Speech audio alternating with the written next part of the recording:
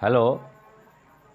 देखिए, आज का जो वीडियोज़ है, आज का वीडियो जो मैं दे रहा हूँ मोटिवेशनल सीरीज़, मोटिवेशनल तथ्य दे रहा हूँ। इसका मोटिवेशनल सीरीज नंबर 9 है। लेकिन आज का मोटिवेशनल जो है उसका शीर्षक क्या है, ये थोड़ा ध्यान देने योग्य बात है। इसका शीर्षक है कि पढ़े फारसी बेचे तेल, देख भैया कुदरत का खेल। इसका एक और नाम दिया गया है औकात। कहने का मतलब है कि आप लोग आज भी देख रहे हैं कि कितने पढ़े लिखे लोग बेरोजगार हैं। अच्छी तालीम हासिल करने के बावजूद भी उनके पास कोई उपाय नहीं है, कोई सर्विस, कोई नौकरी, कोई चाकरी नहीं है। आज की बात ही नहीं है, ये सदियों पुरानी बात है। जैसे कि मैंने क्लास 10th में कोलकाता में बंगाल बोर्ड से पढ़ रहा था, तो हम लोग क्लास 10th में कोर्स में, हिंदी के कोर्स में, हिंदी सब्जेक्ट में एक और विषय हम लोग को मिला था। हिंदी में ही एक और किताब थी, एक उपन्यास था, उसका नाम था सारा आकाश। उस उपन्यास का नाम क्या था? सारा आकाश। 1984 की बात कर रहा हूँ मैं, जो मैट्रिक में हम लोग को हिंदी में एक अलग से किताब मिली थी पढ़ने के लिए। उस सारा आकाश का थोड़ा सा मेन तथ्य को बताकर फिर मैं आगे बढ़ूँगा अपने इस पॉइंट पर, कि उसमें एक नौजवान होता है जो पढ़ा लिखा होता है, अच्छा एमए पीएचडी किया रहता है, लेकिन वो बेचारा जो है कि वो ऑफिस से या मैंने कहीं भटकते भटकते उसका एक जिस पार पर होने वाला ही है, तो तब तो कुछ उसको मिलता नहीं है। वो बेचारा डिप्रेस्ड हो जाता है जैसे कि। लेकिन उस समय की बात क्या थी, और आज भी, जैसे मैंने भी बोकारो में अपना एम्प्लॉयमेंट एक्सचेंज ऑफिस में अपना कार्ड बनवाया था, उसमें क्या थी, गवर्नमेंट के पास कोई जॉब होता तो एम्प्लॉयमेंट एक्सचेंज वाले के पास जो कार्ड है उनको ऑफर करते थे गवर्नमेंट। तो वो व्यक्ति उस सारा आकाश में जो नायक है, जो मेन एक्टर है, जिसके ऊपर पूरा क्या क्या गया उसको चरित्र है, जो मेन मुख्य है, वो जो पढ़ा लिखा था, वो भी जाता है अपना एम्प्लॉयमेंट एक्सचेंज में अपना बेरोजगारी का जो है कार्ड बनवाता है। और जब वहाँ बनवाने के लिए जाता है तो देखता है उस फील्ड में करीब हजारों ऐसे नौजवान पढ़े लिखे हैं लाइन लगाए हुए अपना एम्प्लॉयमेंट एक्सचेंज कार्ड बनवाने के लिए। तो उसी तरह से, लेकिन उससे वो जब वो देखता है इस दृश्य को कि मेरे ऐसे हजारों लाखों जो यहाँ पर पढ़े लिखे लोग आए हुए हैं क्या करने के लिए, एम्प्लॉयमेंट एक्सचेंज कार्ड बनवाने के लिए, इस दृश्य को देखकर उस व्यक्ति के सामने दिन में ही जब वो आकाश में देखता है तो उसको ऐसा लगता है, सोचकर ऐसा डिप्रेस होता है कि उसको लगता है पूरा सारा आकाश घूम रहा है। इसी पर उसमें शीर्षक का नाम दे दिया उपन्यास का सारा आकाश। इस सारा आकाश, दुनिया इतनी लंबी चौड़ी फैली हुई है, लेकिन किस तरह से पढ़े लिखे बेरोजगार नौजवान।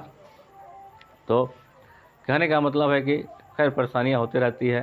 तो इस कहानी में भी एक है जो पढ़े, क्या लिखा हुआ है, पढ़े फारसी बेचे तेल, देख भैया कुदरत का खेल। तो कहने का मतलब है कि इसमें औकात के ऊपर बात होगी कि इंसान जब अपने मंजिल पहुंच जाता है, तो मंजिल पहुंचने पर जो मध्यम वर्गीय परिवार के हैं या बहुत निम्न वर्गीय परिवार के, और अपने मेहनत से, अपनी ईमानदारी की मेहनत, अपने लगन, अपनी तपस्या से मंजिल प्राप्त कर लेते हैं, तो उनको जो है कि अपने पिछले दिन को भूलना नहीं चाहिए। उस पिछले दिन को अगर याद करते रहेंगे तो आगे भविष्य में कोई गलती नहीं होगी। तो कहते हैं कि मिटा दे अपनी हस्ती को अगर तू मर्तबा चाहो, कि दाना खाक में मिलकर गुले गुलजार होता है। सोना बिना आग में तपे हुए गहना किसी का श्रृंगार नहीं बन सकता। सोना आग में बिना तपे किसी का श्रृंगार नहीं बन सकता। और मेहंदी जब तक शीला पर पीसी नहीं जाएगी तब तक उसमें लाली आ नहीं सकती। तो इसके लिए तपस्या मेहनत करनी पड़ेगी। और शर्त कि परिणाम क्या होता है, वो तो परिणाम क्या होता है कि गीता में श्री कृष्ण ने कह दिए थे अर्जुन को, अर्जुन तुम्हारा काम है कर्म करना, तुम्हारा काम है कर्म करना, फल तेरे बस में नहीं है, फल मेरे बस में है, फल मैं दूंगा। लेकिन तुम सही दिशा में, सही मार्ग पर ईमानदारी से वर्क अपने कर्म करो। ये कर्म भूमि है, ये मृत्यु भूमि नहीं है, कर्म भूमि है। मृत्यु भूमि तो है ही है, कर्म भूमि है। तुम्हारा काम है, दुनिया का सारे लोगों का काम है कर्म करना, फल तो मेरे। जैसे कि परीक्षार्थी परीक्षा देते हैं, विद्यार्थी परीक्षा देते हैं, तो क्या रिजल्ट विद्यार्थी के हाथ में होती है? नहीं, वो एग्जामिनर के हाथ में होती है। उसी तरह से कि मिटा दे अपनी हस्ती को अगर तुम मर्तबा चाहो, कि दाना खाक में मिलकर गुले गुलजार होता है कि जब दाना को, बीज को हम जो खेत में डालते हैं तो अपने सड़ गल जाकर उसमें से एक अंकुर फूटता है। तो अपने आप को बलिदान किया है, उस बीज ने अपने आप को बलिदान किया, तो उस नया अंकुर फूटा हुआ अंकुर पौधा पेड़ वृक्ष बनता है और लोगों का पेट भरता है। तो ऐसे के लिए तो अपने आप को तपाना पड़ेगा। इस तरह मेहंदी जब रगड़ी जाती है तो लाली आती है, सोना जब दमकता आग में तब उस श्रृंगार का रूप ले सकता है। लोहा भी बिना तपे हुए आकार नहीं दे सकता। तो उसी तरह की बात है कि एक नौजवान इस बड़े फारसी बचे तेल में एक नौजवान है, हमारे जैसा आपके जैसा जो पढ़े लिखे लोग अभी बेरोजगार हैं, कि बड़ी मेहनत से मध्यम वर्गीय परिवार का ये नौजवान है, इतना पढ़ लिख लेता है, इतना ना उसका नाम होता है कि अच्छे बड़े परिवार में इसकी शादी होती है, घर बस जाता है। हाँ, अच्छा पढ़ा लिखा तो है, कहीं ना कहीं इसको कोई नौकरी चाकरी कोई सर्विस तो इसको मिल जाएगी और इसका जो दुख जो है दूर हो जाएगा। लेकिन बेचारा जो है कि अपना सर्टिफिकेट लेकर, इतने हाई फाई जो ऊँचे क्लास के सर्टिफिकेट लेकर दर दर ऑफिस फैक्ट्री घूमता है, लेकिन कहीं इसको कोई जगह नहीं मिल पाती, क्योंकि कोई सोर्स नहीं था, कोई पैरवी कुछ था ही नहीं। फिर अंत में जो है कि कुछ लोग समझाते हैं कि बाबू ऐसा करो, चले जाओ ना कहीं दूसरे शहर वगैरह में, अपना वहाँ पर नए जगह जाओगे, अपने नए ढंग से काम करना। तो क्या भाई इतने उसकी समस्याएं ख़राब थी कि भाई बाहर जाने के लिए भी उसके पास कर किराए, कम से कम कर किराए कुछ खर्चा चाहिए ना। तो वो व्यक्ति पत्नी कैसे जो है कि गहने वगैरह गिरवी रख कर किराया देती है, जाता है बेचारा प्रदेश जाता है। प्रदेश जाने के बाद जो है कि जाते जाते उसके जो पैसे जो थे पॉकेट के भी खर्च हो जाते हैं। बेचारा नए शहर में अनजान बनकर, क्योंकि नए शहर में हर व्यक्ति के लिए सब कुछ नया होता है। एक जगह बैठा हुआ है, सामने पंसारी के जो सेठ गले की दुकान है, बैठा मायूस होकर कि और टूटी फटी अपना कुर्ता पैजामा ऐसे पहने, जो फटे जूता पहने हुए। और सुनिए, इस सीरीज़ को आप अंत तक देखिएगा, जो भी आपको वीडियो ये देखना हो, जिसका कि शीर्षक मैंने दिया है पड़े फांसी बेचे तेल देख भैया कुदरत का खेल उर्फ औकात। तो क्या कहते हैं, मायूस बैठा हुआ और सोचता है कि भाई इस शहर में मुझे जानता कौन है, मैं जाऊँ कहाँ, मेरे पास पैसे भी तो नहीं है, मैं इस शहर के लिए अनजान हूँ, शहर मेरे लिए अनजान है। फिर भी सामने जो दुकान होती है, जो सेठ गले की दुकान होती है, वो सेठ कहता है कि भाई देखो तो आदमी, और एक बात और है, जो व्यक्ति पढ़े लिखे होते हैं वो पैसे पॉकेट में होना या पढ़े सर्टिफिकेट पहने होते हैं, लेकिन उनके चेहरे की चमक या कुछ ऐसी एक्टिविटी बताती है, कोई भी अनजान समझ जाएगा ये व्यक्ति पढ़ा लिखा है। कह जाओ देखो तो आदमी कौन बैठा हुआ है, मैं उसको बुला के लाओ भाई, अपने नौकर से कहता है, स्टाफ से कहता है, बुला के लाता है। भाई कहाँ घर है, फलना जगह घर है, या क्या करने आए हो? तो आए हैं कुछ नौकरी वोकरी के लिए, और कुछ अभी आ रहे होता जी, कोई व्यवस्था है कुछ? जी अभी तो मैं आया हूँ, मैं न किसी को जानता, मैं न मुझे कोई जानता है। देखने में तो पढ़े लिखे लगते हो, लेकिन क्या कुछ पढ़े लिखे हो क्या? तो जबकि हम अपनी पढ़ाई थोड़ी छिपाता है कि मैं इतना पढ़ा लिखा नहीं हूँ, क्योंकि इतना पढ़ा लिखा बोलूँगा तो मुझे नौकरी देंगे नहीं। हाँ ठीक है, मैं स्टडी है, मैं थोड़ा बहुत पढ़ा लिखा हूँ, तो मेरे यहाँ काम करोगे? तो मैं काम के लिए तलाश में तो आया हूँ शहर में। तो उसकी बातों से उस सेठ को लगा कि आदमी सच्चा ईमानदार है और थोड़ा पढ़ा लिखा है, थोड़ा नहीं बहुत पढ़ा लिखा है, लेकिन हो सकता है कि अपना राज छुपा रहा हो। खैर ठीक है, अरे ले जाओ इनको, अपना फलना जाएगा, तुम लोग का डेढ़ा उड़ा है, जहाँ रहते हो वहाँ अपना रखो, खाना पीना व्यवस्था कर देना, कल से अपना फलना 9 बजे अपना 9 ड्यूटी पर चले जाएंगे। ले गया लोग, अपना रात को इत्मीनान तो उसको हो गई, चलो भाई आज तो कुछ 2 पैसे कमाने के। लेकिन पत्नी भी इतनी सुशील थी कि इस सारी समस्या को देखते हुए पत्नी भी इन्हें घमंड कर रही थी कि मैं इतने बड़े परिवार की औरत हूँ, लड़की हूँ, वही अपने पति के दुख को समझ रही थी। इसलिए जैसे वो दिन झेल रही थी अपने बच्चों के, हाँ यहाँ तक कि उसके 2 बच्चे भी हो चुके थे, तो किसी भी नौजवान का जो पढ़ा लिखा है उसको तो टेंशन बढ़ेगा ही, डिप्रेस्ड होगा ही कि सब कुछ करने के बावजूद भी मुझे कोई। तो ये व्यक्ति को जब एक रहने का ठिकाना मिल गया, नौकरी भी मिल गई, तो ये बेचारा अपना ईमानदारी से, ईमानदार तो था ही बेचारा, पढ़ा लिखा समझदार जो होते हैं वो सब ईमानदार से अपना वहाँ पर सेठ के गले की दुकान में नौकरी करने लगा। उसका हिसाब किताब ही, क्योंकि पढ़ा लिखा था, हिसाब किताब करने का इसको मौका मिला, ड्यूटी दिया गया। और जो उसमें 4-5 पहले से स्टाफ थे जो हिसाब किताब करते थे, माल ढोते थे, माल अनलोड करते थे, ये लोग भी थे। लेकिन वो था, वो चारों पांचों का बेईमानों की टोली थी जो सेठ को नोच रहे थे सब।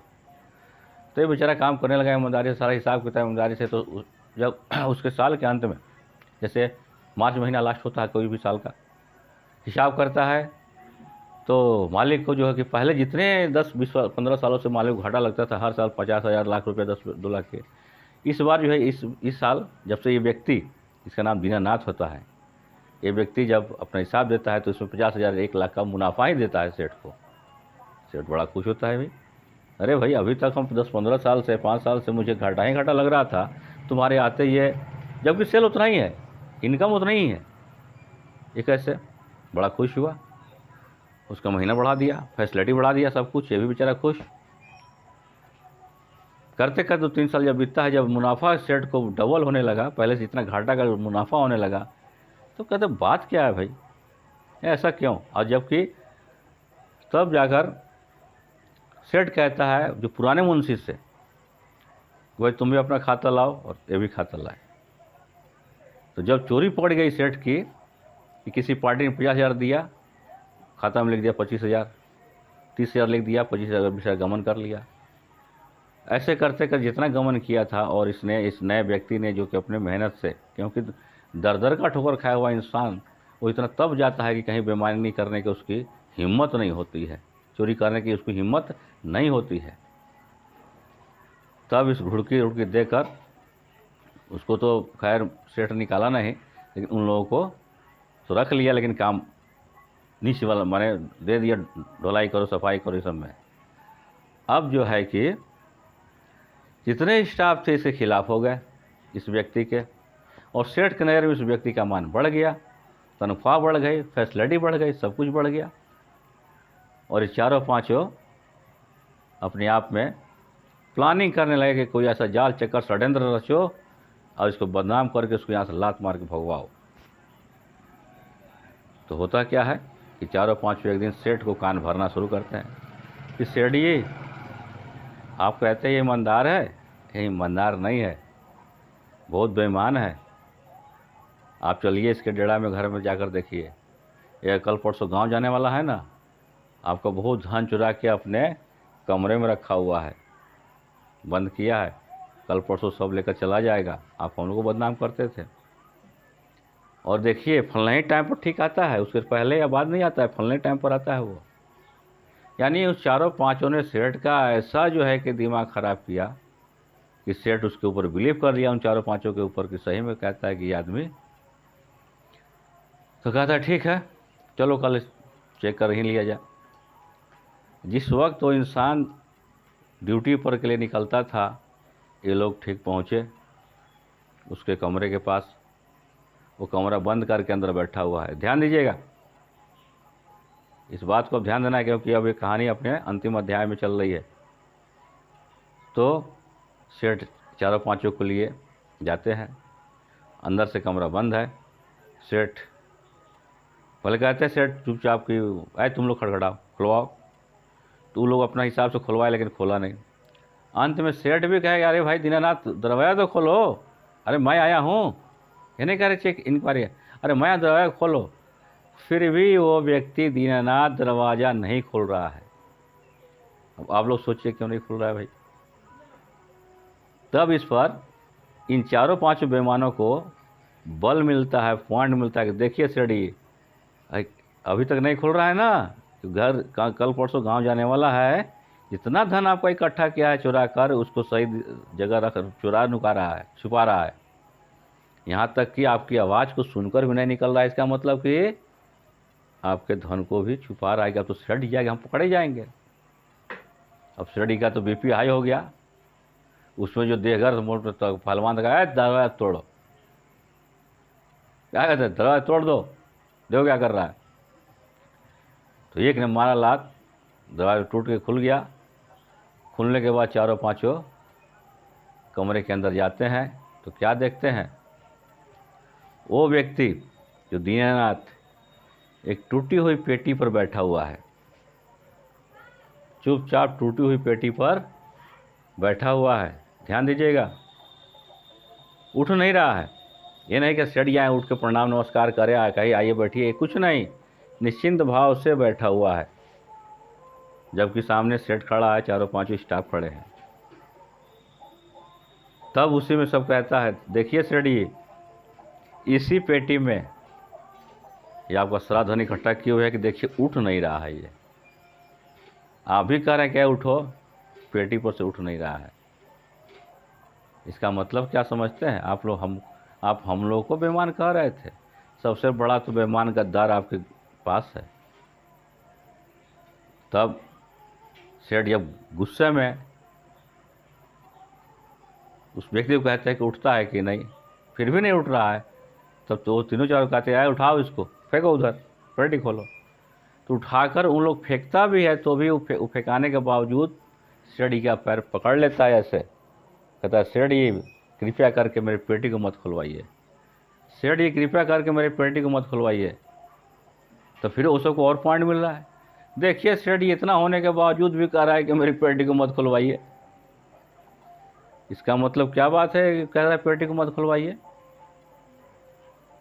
फिर कह रहा है चाबी दो, चाबी लाओ इस ताले का, नहीं चाबी नहीं दूंगा, सेठ जी हाथ जोड़ रहे हैं, पैर पड़ रहे हैं, मेरी पेटी को मत खुलवाइए।